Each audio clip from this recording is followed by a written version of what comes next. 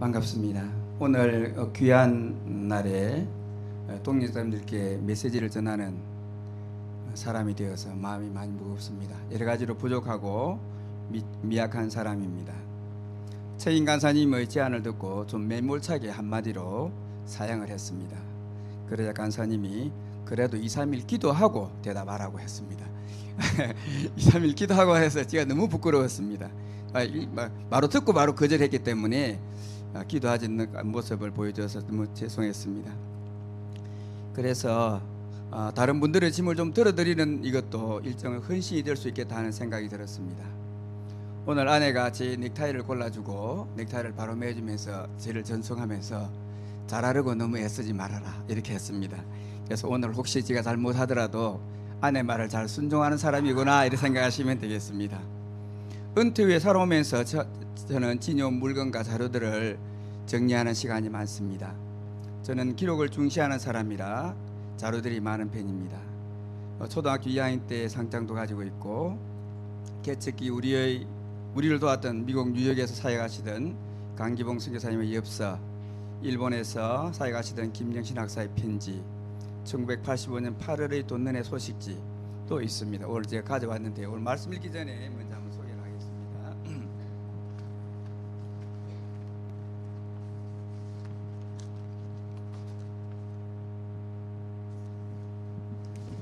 1985년 것입니다.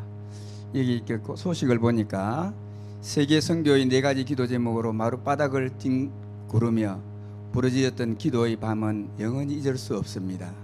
부산에 관해서는 40명 희자매님이 동참하였습니다. 이렇게 되어 있습니다. 강태용, 김계숙, 하문순, 강정덕, 김정자, 박원주, 배현철, 이명숙, 권호인, 오기성, 강신경, 김태현, 허미숙, 김도환, 선진 학사님들의 이름이 있습니다. 그래서 참 오늘 이 귀한 시간에 우리 동지자들과 같이 말씀을 나눌 수 있어서 무겁지만은 또 반갑고 기쁩니다. 오늘 그러면 성경 말씀을 먼저 읽겠습니다. 오늘은 디모데후서 2장 1절에서 13절까지 읽고 은혜 속에서 강하라는 제목으로 말씀을 전하겠습니다. 우리 같이 한번 읽겠습니다. 1절은 제가 읽고 2절은 우리 동지자들이 읽고 해서 교독하도록 하겠습니다. 내 아들아, 그러므로 너는 그리스도 예수 안에 있는 은혜 가운데서 강하고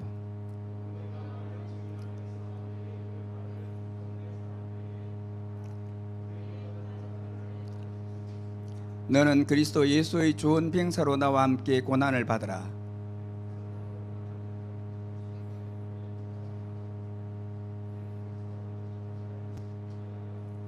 경계하는 자가 법대로 경계하지 아니하면 승리자의 간을 얻지 못할 것이며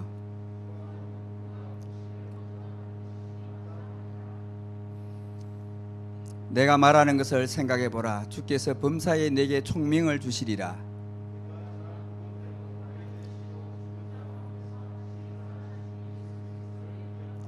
복음으로 말미암아 내가 죄인과 같이 매이는 데까지 고난을 받았으나 하나님의 말씀은 매이지 아니하니라.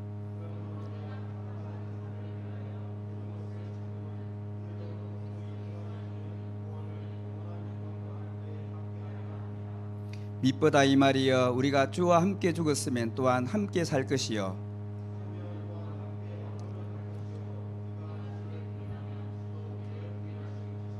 우리는 미쁨이 없을지라도 주는 항상 미쁘시니 자기를 부인할 수 없으시리라. 이렇게 되어 있습니다. 아멘. 제가 1994년 6월 11일에 부산에 간 홈카밍 데이가 있어서 제가 그때 말씀을 전한 적이 있었습니다. 그래서 그때 말씀을 제가 이번에 찾아서 한번 읽어보니까 서두가 이랬습니다. 학교를 졸업한 지 만 11년이 넘었습니다. 처음 몇 년의 학사 생활은 상당히 느리게 진행되었지만 결혼하고 자녀가 생기고부터는 바쁘게 살게 되고 그래서 최근 몇 년 동안은 혼자 살기에 바빠서 언제 어떤 일들이 있었는지 기억도 잘 나지 않고 머리에는 벌써 새치가 많이 나서 세월의 무상함을 느낍니다. 사람이 나이가 들어가면 추억을 먹고 산다는 말이 있는데 여러 독립선 앞에 서면 저는 늘 옛날 이야기를 하는 사람이 된 것 같습니다. 이렇게 제가 썼습니다. 여기서 두 가지 알 수 있는 것은 세월이 굉장히 빠르게 흘러간다는 것입니다. 그리고 27년 전에도 이미 늙은 티를 낸 사람이 오늘도 그럴 수 있다는 것을 양해해 주시면 좋겠습니다. 디모데후서는 사도 바울의 생애 마지막 편지로 알려져 있습니다. AD 66년 또 67년 네로 황제 말기가 로마 감옥에서 썼다고 합니다. 사랑하는 동역자이며 영적 아들로 사랑하는 디모데에게 보내는 비장한 유언 같은 그러한 서신입니다. 이 서신에는 바울 사도의 원숙한 복음관, 불굴의 열정, 그리스도의 십자가와 부활을 전하는 복음 전도자의 자부심과 하나님 나라에 대한 소망이 잘 나타나고 있습니다. 동역자들이 잔혹한 박해를 피하였었든지 또 세상에 미련이 남았었든지 복음 사역에 부담이 있었든지 많이 사도 바울을 떠난 그러한 상황입니다. 엄청난 박해와 환난을 겪고 이제 감옥에서 순교의 그림자가 일렁거리는 이 시기에 외롭고 절망적인 환경 속에서도 사도 바울은 자기 연면에 빠지거나 비관적으로 자기 인생을 해고하지 않았습니다. 고난 가운데서 도리어 주님의 은혜를 힘입은 바울은 디모데에게 자신이 걸었던 고난의 길을 걸으라고 권면합니다. 디모데후서는 주님을 영접한 후 안일한 삶과 세속적인 가치를 추구하지 않고 하나님 나라의 복음을 전하는 일을 인생 최고의 사명으로 삼고 살았고 살려고 하고 살고 있고 하는 사람 깨어있는 전 세계의 수많은 그리스도인들의 영혼을 흔들어서 오늘 세계 복음화의 열정을 북돋우는 아주 강력한 힘을 가진 성경이라고 할 수 있습니다. 차디찬 감옥에서 필기구, 귀한 양피지, 조명, 그 다음 사도 바울의 그 차가운 방에서 사도 바울의 건강을 생각할 때 여러 가지 여의치 않는 그런 환경에서 이 편지를 쓰고 있는 사도 바울의 모습을 그려봅니다. 2장 1절에서 사도 바울은 디모데에게 그러므로 너는 그리스도 예수 안에 있는 은혜 속에서 강하라 이렇게 권면하고 있습니다. 그러므로는 1장 15절 아시아에 있는 모든 사람이 나를 버린 일을 네가 안 하니 이에 연결되는 것으로 저는 생각하고 있습니다. 저는 한영 성경을 보는데 제가 이 메시지 제목을 줄 때는 한영 성경을 보고 적기 때문에 지금 새롭게 번역된 성경하고는 잘 안 맞는데 새 번역 성경에는 너는 그리스도 안에 있는 은혜 가운데서 강하고 이렇게 되어 있습니다. 영어 성경에는 읽습니다. You therefore my son be strong in the grace that is in Christ Jesus. 예수 그리스도 안에 있는 은혜 속에서 강해라 내 아들아 이렇게 이야기하고 있습니다. 박해와 배교 시대에 디모데 내 아들아 주 안에 있는 은혜로 강한 사람이 되어라. 굳센 사람이 되어라. 주 안에서 은혜의 사람이 굳건한 은혜의 사람이 되라는 뜻으로 우리는 읽을 수 있을 것입니다. 디모데전서 5장 23절 디모데후서 1장 4절을 보면 디모데는 속병이 있었고 또 눈물이 많은 것을 볼 때 감정적으로 상당히 여린 사람으로 볼 수 있습니다. 디모데가 순교를 각오해야 되는 이 영적인 전사로 살 수 있을지를 사도 바울이 좀 염려하고 있는 듯이 보입니다. 사도 바울은 서신서에서 은혜를 굉장히 많이 은혜라는 단어를 쓰고 있습니다. 그래서 에베소서나 빌립보서나 골로새서나 고린도전서나 갈라디아서에서 항상 처음에는 은혜와 평강이 너에게 있을지어다 이렇게 썼습니다. 그런데 디모데후서에서는 어떻게 썼냐면 은혜와 긍휼과 평강이 너에게 있을지어다 이렇게 썼습니다. 특별히 디모데에게는 하나님의 긍휼을 적은 것을 볼 때 디모데를 얼마나 사랑했는지를 알 수가 있습니다. 하나님 디모데를 좀 불쌍히 해주십시오 이렇게 기원하고 있습니다. 그래서 2장을 시작하면서 바울은 디모데에게 예수님의 은혜 속에서 더 굳세어지고 강해야 한다고 말합니다. Be strong in the grace. 그것은 조언이 아니라 명령이었습니다. 바울 사도는 우리 믿는 자는 오직 주의 은혜 속에 있을 때만 오직 주의 은혜로만 강해질 수 있다는 것을 알았기 때문입니다.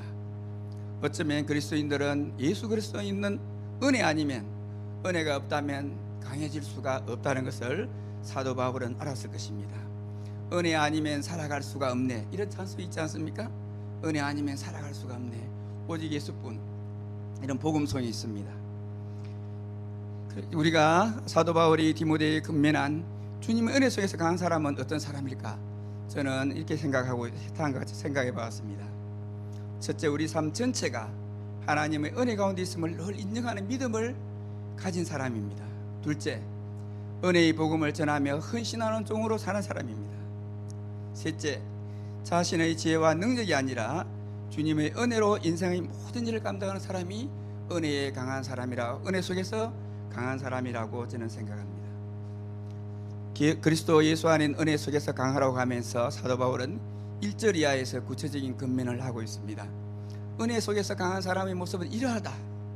은혜 속에서 강해지려면 이래야 한다고 말하는 듯합니다. 은혜 속에서 강한 사람이라는 것이 총론이라면 13절까지 이어지는 그 말씀은 저는 강론으로 볼 수가 있다고 봅니다. 은혜 속에서 강한 것이 2절 이하에 나타나는 헌신된 복음 전도자로서의 선행 조건이 될 수 있다고 읽을 수도 있습니다. 일부러 제가 제목을 잡아봤습니다. 복음 전도자로서의 영적 정체성을 분명히 하라, 이렇게 잡았습니다. 아까 읽은 대로 1, 2절은 이렇게 시작합니다. 내 아들아, 그러므로 너는 그리스도 예수 안에 있는 은혜 가운데서 강하고 많은 증인 앞에서 내게 들은 바를 충성된 사람들에게 부탁하라. 그들이 또 다른 사람들을 가르칠 수 있으리라. 그리스도의 십자가와 부활의 기쁜 소식은 주님이 오실 때까지 땅끝까지 전파되어야 함을 분명히 하고 있습니다. 그러면서 사도 바울은 복음 전도자를 3절에서는 그리스도의 좋은 병사, 5절에서는 법대로 경계하는 사람, 6절에서는 수고하는 농부에 비유하고 있습니다. 그리스도의 좋은 병사는 고난을 받으며 자기 생활에 얽매이지 않고 병사로 모집한 주님을 기쁘시게 하는 자라고 말합니다. 또한 경계하는 사람은 반드시 정해진 법을 지켜야만 승리의 면류관을 얻을 것이라고 말합니다. 복음의 일꾼이 운동 경기에 참여하는 선수라고 한다면 주님의 말씀에 의지하여 주님의 말씀에 따라서 주님의 말씀대로 복음 사역을 감당해야 된다고 말하는 것입니다. 씨를 뿌려놓고 기다리며 땀을 흘리는 수고를 마친 후에야 열매를 거두는 농부처럼 헌신하는 복음 전도자에게는 주님의 상급이 있다고 말합니다. 4장 8절에서 이제후로는 나를 위하여 의의 면류관이 예비되었으므로 주 곧 의로우신 재판장이 그날에 내게 주실 것이며 내게만 아니라 주의 나타나심을 사모하는 모든 자에게 도니라, 이렇게 말하고 있습니다.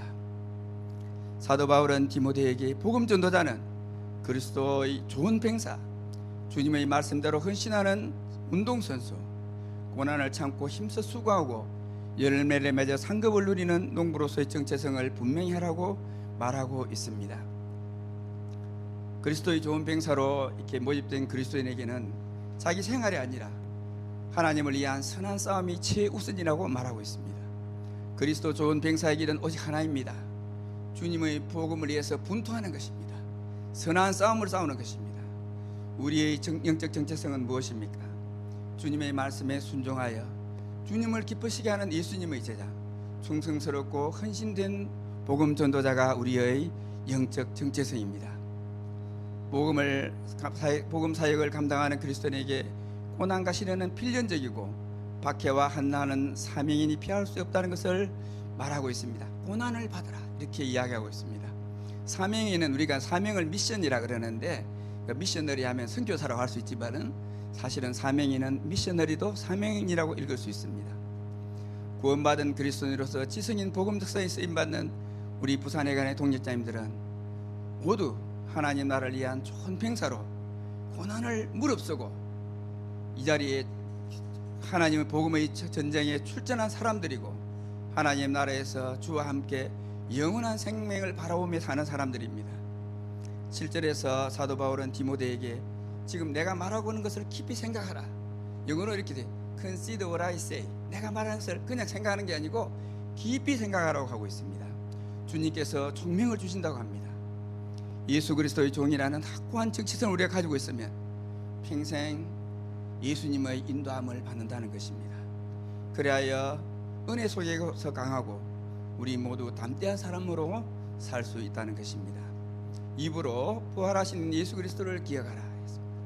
8절에서 사도 바울은 내가 전한 복음대로 다윗의 씨로 죽은 자 가운데서 다시 살아나신 예수 그리스도를 기억하라, 이렇게 되어 있습니다. 근데 제가 영어 성경 보니까 영어 성경을 이야기하면 조금 더 명료하게 볼까 싶어서 제가 봅니다.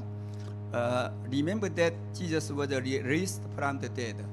그리스도께서 죽은 자 가운데서 살아나셨다는 사실을 기억하라. 그래서 지금 사도 바울의 복음의 핵심은 무엇입니까? 부활입니다. 사도 바울은 사도행전 7장에서 스데반이 순교할 때 그 자리에 임석했던 청년 사울이었습니다. 스데반의 그 아름다운 설교를 듣고도 꿈쩍하지 않던 사도 사울이 다메섹 도상에서 예수님을 만나고 인생이 180도 바뀌었습니다. 가말리알 문화의 그러한 율법학자로서, 로마 시민을 가진 유력한 그러한 사람으로서 그냥 평생 즐겁고 평화로운 삶을 살 수 있었지만은 예수님을 만나고 난 뒤에 그는 박해와 환난을 받는, 참으로 고난을 받는 그러한 그리스도의 종으로 180도 바뀐 것입니다. 여러분, 우리가 생각할 때 그 당시에는 좀 미개한 사회였기 때문에 예수님이 부활했다는 말을 잘 믿을 수 있었겠지. 근데 요새 누가 예수님이 부활했다는 것을 믿어? 이렇게 말하는 사람도 있습니다.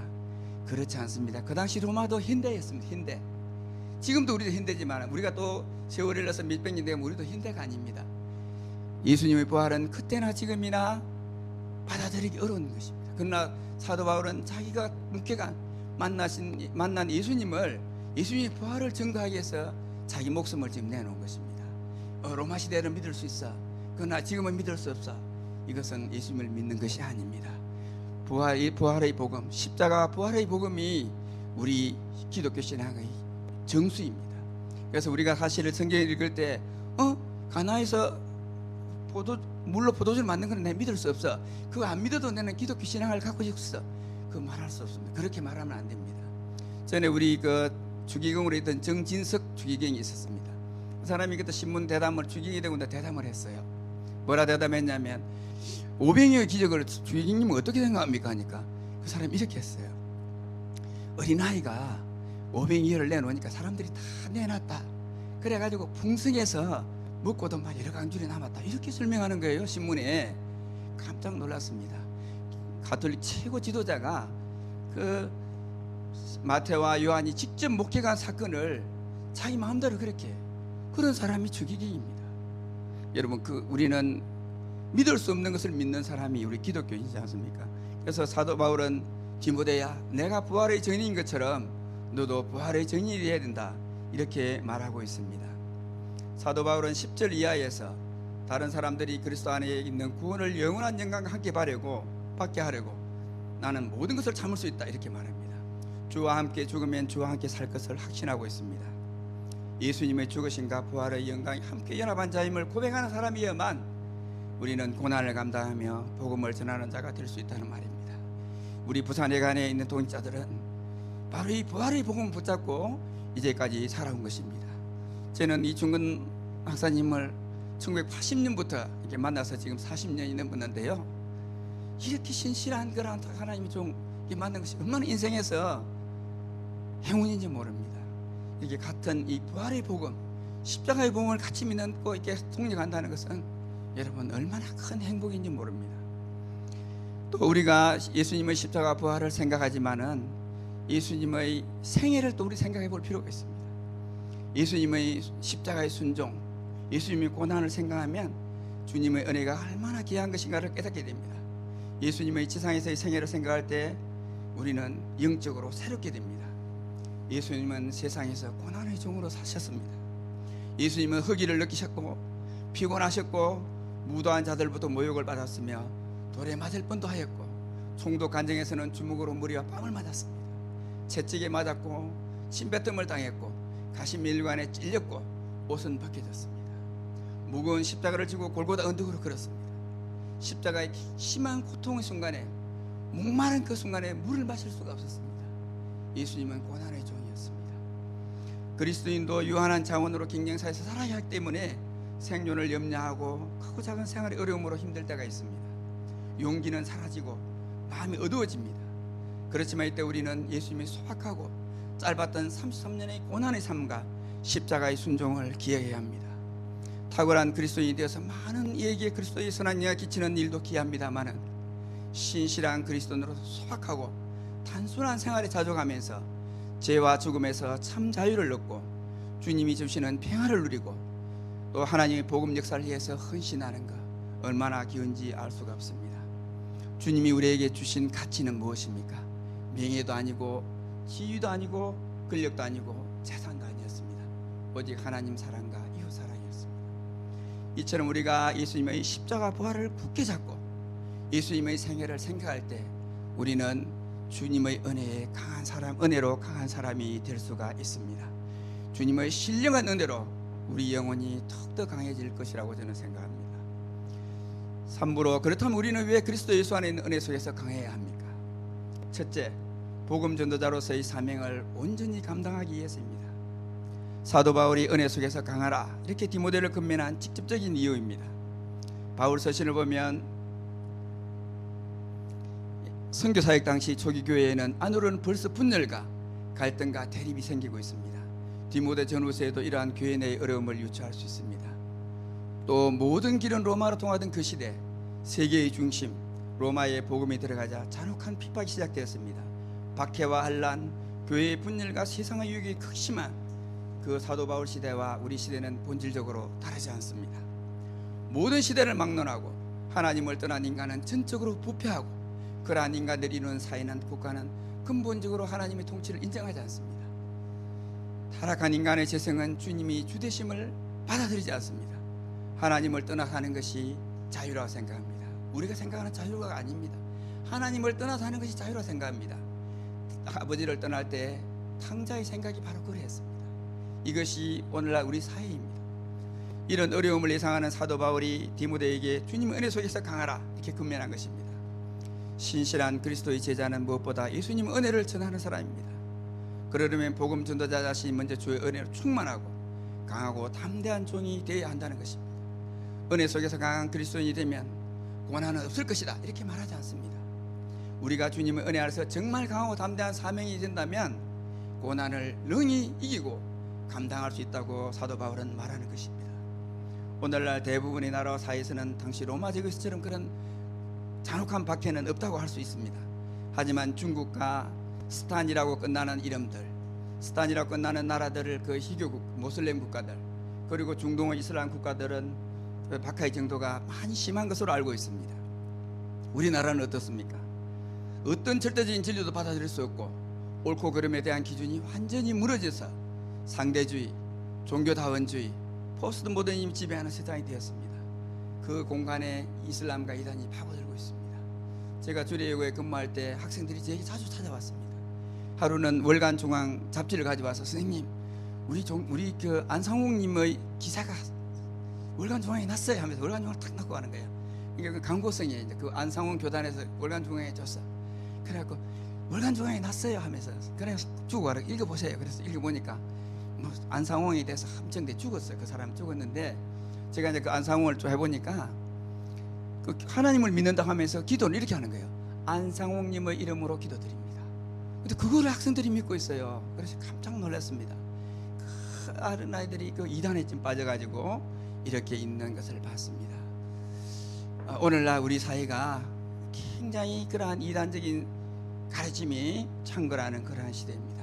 대학을 나오고 지성인 복음운동을 한 사람도 넘어지는 것을 우리는 보게 됩니다.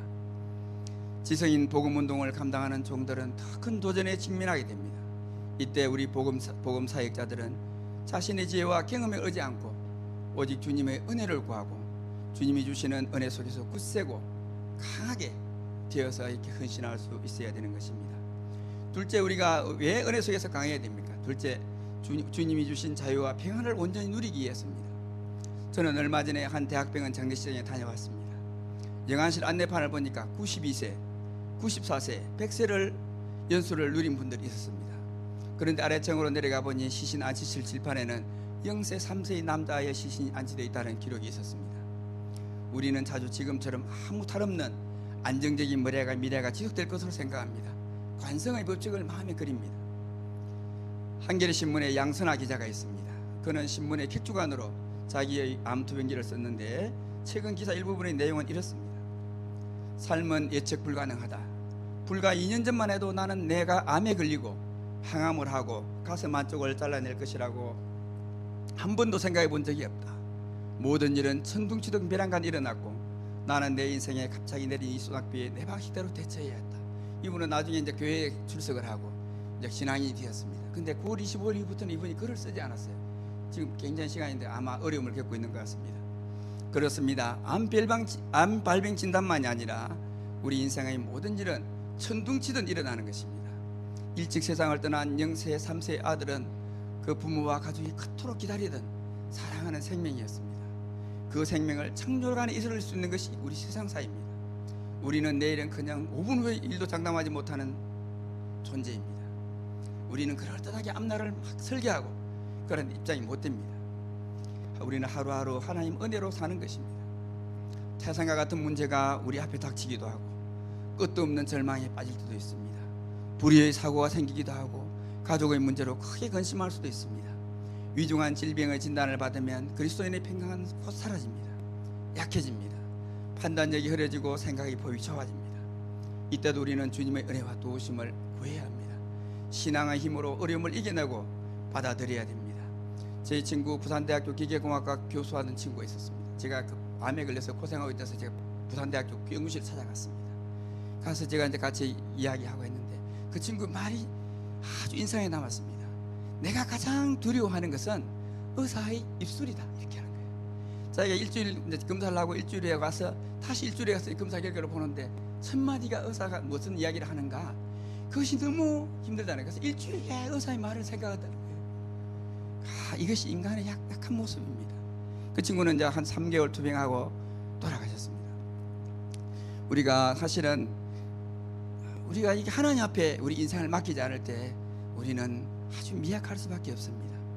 그런데 그런 주님은 우리에게 이길 힘을 주셨고 담대하라고 말씀하십니다. 요한복음 16장 33절 34절에서 예수님은 이렇게 말씀하셨습니다. 이것을 너희에게 이르는 것은 너희로 내 안에서 평안을 누리게 하려 함이라. 세상에서는 너희가 환난을 당하라. 담대하라, 내가 세상을 이겨노라, 이렇게 하십니다. 발밑이 보이지 않고 눈앞이 캄캄한 그러한 인생의 어두운 밤, 그 칠흑 같은 밤이 바로 별이 빛나는 밤입니다. 고흐가 이 별이 빛나는 밤 그림을 그렸는데, 고흐는 본래는 목사가 되기 위해서 신학교에 다녔던 사람입니다. 그래서 우리가 이 별이 빛나는 밤을 볼 때 항상 이렇게 복음적으로 생각하는 것도 좋다 생각합니다. 이러할 때 우리는 주님의 은혜의 빛으로 인도함을 받으며 주님의 은혜에 기대고 주님의 은혜로 강해져야 합니다. 성경 전체에 두려워하지 말라는 말이 어떤 분이 세어보니까 366번이 나온답니다. 매일 우리는 두려움을 느끼는 순간이 있다는 뜻일 수 있습니다. 시편 42편의 1절에서 5절 말씀처럼 불안과 낙심이 우리의 삶을 무너뜨리고 자유의 평안을 잃어버리는 그 순간에 우리는 또 하나님께 소망을 두어야 될 것입니다. 디모데후서 1장 7절에는 하나님 우리에게 주신 것은 두려워하는 마음이 아니라고 말합니다. 우리가 주님의 은혜 안에 있을 때 두려움은 안개처럼 사라지고 자유함과 평안이 회복됩니다. 굳센 믿음으로 시련을 이겨낼 수 있습니다. 그래야 우리 평생의 가는 길이 잔잔한 강 같든지 큰 풍파로 무섭고 어렵든지 우리 영혼은 늘 편하다, 이런 고백을 할 수가 있는 것입니다. 셋째, 복음의 확신을 가지고 천국을 소망하는 그리스도로 살기 위해서 우리는 주 안에서, 주의 은혜 안에서 강해야 합니다. 우리 사회에는 기독교 신앙을 허물고 복음적인 삶을 사는 그리스도인들을 흔드는 많은 요소가 있습니다. 세상 문명이 지하에 사는 사람들이 많습니다. 많은 사람들이 욕망을 충족시키는 곳으로 몰려들어서 무한 경쟁을 벌입니다.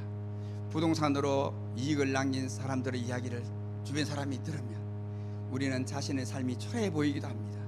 열등감이 생기고 피해의식이 생깁니다. 좀 걱정이 됩니다. 세상 사람들이 누리는 가치를 우리는 흠모하는 그런 순간도 맞을 수 있습니다. 우리는 일찍 성경 말씀을 배우면서 요한복음처럼 빛과 생명이신 예수 그리스도를 영접하고 마가복음의 주제처럼 섬기는 종처럼 살겠다고 했지만은 확신이 흔들리고 눈길과 발걸음이 세상 쪽으로 향합니다. 화려한 세상이, 세상 사람들의 형통과 성공이, 세상이 신봉하는 가치가 우리의 시선을 끌 때 우리는 주님의 은혜를 생각하고 주님의 은혜 속에서 강해야 하는 것입니다. 아브라함과 신앙 여정을 시작했던 조카 롯의 끝을 보십시오. 그가 선택했던 도성 소돔과 고모라는 어떻게 되었습니까? 노아 홍수와 바벨탑 사건은 무엇을 말해주고 있습니까? 예수님을 십자가로 처형했던 로마의 위세는 어디 갔습니까? 지금 2년 전 이맘때 발생하여 지금까지 전 지구를 휩쓰고 있는 코로나19 바이러스 사태를 보십시오. 누가 이런 상황을 조금이라도 예측이나 할 수 있었습니까? 누가 이렇게 마스크를 2년이나 쓰고 있을 거를 누가 예측하고 했습니까? 70억 인구 중에서 어떤 개인이나 집단지성 이를 예언하고 초기에 진압하거나 제어할 수 있었습니까? 인류 문명의 취약성, 인간 지성의 한계를 우리는 보게 되는 것입니다. 주님의 은혜를 잊으면 하나님의 나라에 대한 소망도 없어집니다. 엷어집니다. 쉽게 쇠성풍조에 동화합니다. 지상에서 영원히 살 것처럼 하나님을 배제하는 인간 문명이 영원할 것이라는 착각에 빠져서는 안 될 것입니다. 저는 어저께 서호병원에 조문을 갔다 왔습니다. 같이 같은 학교에 근무하던 선생님 분이 돌아가셔서 이제 그 따님하고 이야기를 했어요. 아버지가 그렇게 운동을 많이 하셨는데요, 이렇게 하는 거예요. 많이 했어요. 학교 있을 때도 막 탁구하고 배드민턴을 많이 하신 분이에요. 근데 막 노인이 되면 돌아가시는 거예요. 그냥. 우리는 지상에서 영원히 살 수 없습니다. 지상에서 영원히 살 것처럼 하나님을 배제하는 인간 문명이 영원할 것이라는 착각에 빠져서는 안 될 것입니다. 인간의 문명이 화려해 보이긴 하지만 한 가지 변하지 않은 것은 있습니다. 타락한 인간의 본성입니다. 하나님은 제약으로 점철된 인류 문명을 반드시 심판하시는 분입니다. 우리는 또한 생명을 갱시하는 시대에 살고 있습니다. 잔혹한 살인의 소식을 늘 듣습니다. 전에는 흉포한 사람들만 살인을 저질렀는데 이제는 가족끼리 살인을 저지릅니다. 같이 살았던 사람이 아내와 부모와 자식을 죽이는 그런 시대에 우리는 살고 있습니다. 이러한 생명을 갱시하는 이 범죄가 서서히 우리 사회를 감염시키고 있습니다. 코로나 바이러스가 소리도 없이 보이지도 않게 우리를 감염시키는 것처럼 사실은 이 제약의 문화가 우리들에게도 들어옵니다. 우리가 이때 그리스도인들도 주님 안에서 강하지 않으면 이러한 세상의 제약 문화에 감염될 수밖에 없습니다. 작년 우리나라의 자살률은 10만 명당 25.7명, OECD 국가 중 1위이고 하루 평균 39명 정도가 자살로 삶을 마감했다고 합니다. 10대에서 30대에 이르는 사람들의 사망 원인 1위가 자살이라고 합니다. 자살 원인은 여러 가지가 있겠지만 공통점은 이렇답니다. 마지막 순간에 한 사람이 없다는 것입니다. 우리나라에 또 은둔형 예투리로 사는 청년들이 50만 명이라고 합니다. 풍요를 누리는 시대라고 하지만 우리는 스트레스가 높고 행복 지수가 낮은 사회에 살고 있습니다. 청년들의 삶이 아주 팍팍해졌습니다. SNS 등에 나타나는 젊은이들의 언어와 행동도 나이 든 사람들의 입장에서 보면 상당히 거칠어 보입니다. 여러분 어떻게 생각하시는지 모르겠습니다. 젊은이들이 살아갈 미래가 걱정됩니다. 그러니까 여러분 젊은이들이 이렇게 하겠죠. 별 걱정을 다 하시네요. 이렇게 할 수도 있습니다. 그러나 여러분 많이 걱정됩니다. 결국 우리가 이러한 시대에 바로 예수님이 필요합니다. 정말 이들에게 주님의 복음이 들어가야 합니다. 예수 그리스도의 말씀이 절실합니다. 대학인 지성인 복음 역사가 필요한 것이 당위성이 바로 여기에 있습니다. 우리는 모두 복음의 확신을 가지고 하나님 나라를 소망을 전하는 그러한 종들이 되어야 이 사회를 바꿀 수가 있습니다. 우리 사회는 또한 과학적 이론과 가설에 대해서 맹목적인 신뢰도 널리 퍼져 있습니다. 첨단 과학이 하나님의 창조를 믿는 기독교 신앙을 폐기할 것으로 보는 사람들이 많이 있습니다.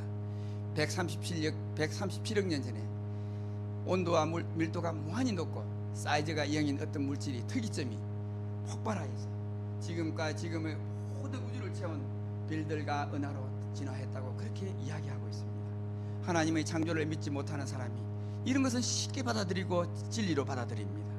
또한 원시대기에서 번개 현상이 일어나가지고 아미노산과 단백질이 합성돼가지고 단세포 생물이 되고 다세포 생물이 되고 해서 결국은 인간 쪽으로 진화해왔다.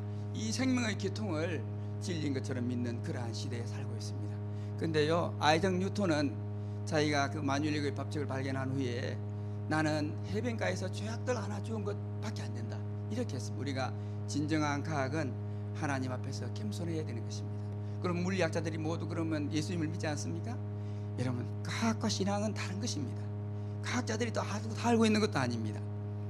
하나님의 통치를 거부하고 하나님 나라에 대하여 적대적인 시대 정신을 거슬러 살아가기 위해서는 우리는 주님의 은혜로 강해져야 됩니다. 더 굳세어져야 합니다. 우리 찬송가 중에서 이 믿음 더 굳세라는 찬송 들으면 힘이 나지 않습니까? 굳세어야 됩니다.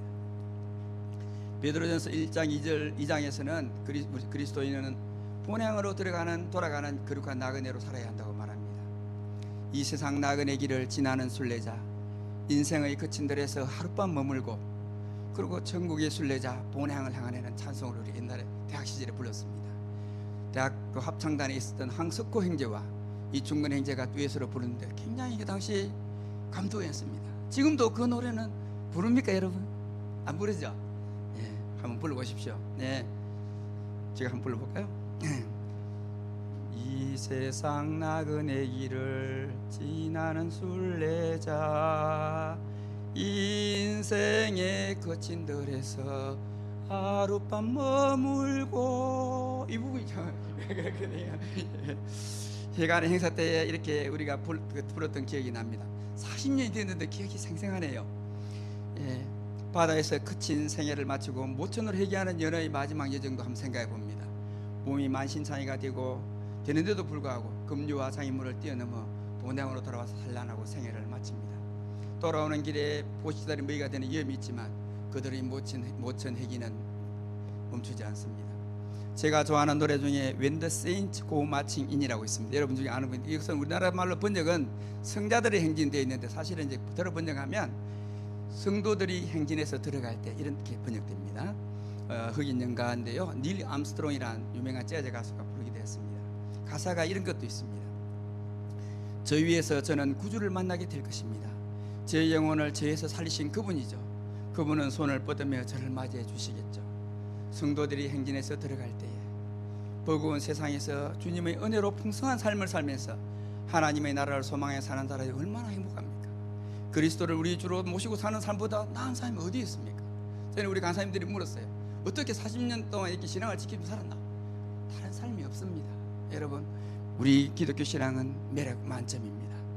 우리는 내가 곧 길이요 진리요 생명이라고 선언하신 구주 예수 그리스도를 만난 사람들이고, 확실한 믿음과 하나님 나라의 소망을 가진 사람들입니다. 주님의 은혜로 우리의 신앙과 거룩한 나그네의 삶을 흔드는 어떤 것도 우리가 물리치고 이겨내야 할 것입니다. 이 시간 지난 40년 동안 열악한 복음운동 사역 현장에서 대학인들을 말씀으로 섬긴 분들을 기억합니다. 사도 바울과 디모데가 걸었던 길, 복음 전도자, 에반젤리스트로 헌신한 분들입니다. 개척자로 긴 세월을 바친 우리 조한철 목사님, 그러므로 이분이 인생을 바친 우리 부산 해관입니다. 오랫동안 또 그 목사님과 함께 또는 계승하여 성서한국 세계선교의 소명에 응답하여 오랫동안 헌신한 목사님들이 있습니다. 부모 앞에 무슨 일을 한다고 말도 못하면서 졸업을 하고서도 남들이 이해하지도 못하는 단어 목자라는 타이틀을 가지고 헌신했습니다. 제 동생도 목자가 돼가지고 아버지 집에 와서 이렇게 하는데 돈도 못 벌고 이런데 아버지가 네가 뭐하냐 이렇게 물으면 목자예요 이렇게 하니까 아버지가 핫병이 나서 돌아가셨어요. 예, 아버지는 막 서울대학에 애를 보내서 뭔가 돈을 벌어서 그때 동생은 아버지에게 한 그릇의 밥도 사지 못했습니다. 여러분, 우리 여기 목자로 사신 분들이 다 그런 아주 힘든 삶을 살았어요. 우리 저는 그분들이 있기 때문에 우리가 40주년이 있는 것입니다. 고난을 받았습니다. 비가 오나 눈이 오나 바람이 부나 양들을 찾아 멀고도 낯선 캠퍼스로 가서 헤매고 무관심을 보이고 적대적으로 반응하는 학생들을 붙잡아 복음을 전했습니다. 약속을 잊고 약속을 깬 양들을 끝없는 기대로 기다린 시간을 가졌습니다. 지금까지 부산에 관해서 헌신한 목자님들이 57분이라는 자료를 책임 간사님으로 받았습니다. 정말 귀하고 아름다운 분들입니다. 존경합니다. 감사하는 마음으로 그 귀한 이름을 불러보고 싶습니다. 조한철, 황석호, 박점희 쭉 시작돼서 제일 마지막 김지연, 박지원까지 57분이 이 해관의 역사를 지켜온 것입니다. 물론 학사님들도 많이 헌신했지만 또 많은 분을 생각합니다. 고단한 학업을 이어가면서도 복음 역사에 투신하여 학창시절에 성경을 가르치고 졸업한 후에도 지역 각 직장에서 복음을 전한 학사님들, 꾸준히 양들을 먹이고 학사의 동력을 걸어서 이룬 종들이 많습니다. 후하게 성경금을 감당해온 종들도 많이 있습니다. 지금 지역교회에서 헌신하는 목회자들과 박해와 궁핍이 기다리는 먼 이방으로 가서 자기만 아니라 가족들까지 말 못할 고생을 시키는 선교사님들도 있습니다. 대부분의 대학생들이 앞날에 대한 염려로 모두 살 길을 찾아 분주한 시대에 학생 행제자님들이 여전히 꾸준히 성경을 가르치고 배우는 지성인 복음 역사는 이어지고 있습니다. 정말 감사한 일입니다. 오늘 우리 부산해관 개관 40주년을 맞으면서 사랑하는 동지자인 디모데에게 고난을 함께 받자고 말하는 사도 바울의 마음을 생각합니다. 영광을 같이 하자, 영광을 누리자, 즐거움을 함께 하자, 이렇게 말하는 것이 아니라 고생을 같이 하자, 순교를 같이 하자 하는 말은 얼마나 마음 아픈 말입니까? 사랑하는 아들에게 이 아비가 죽을 고생을 했는데 너도 그렇게 고생해야 돼, 이렇게 말하는 것 같습니다.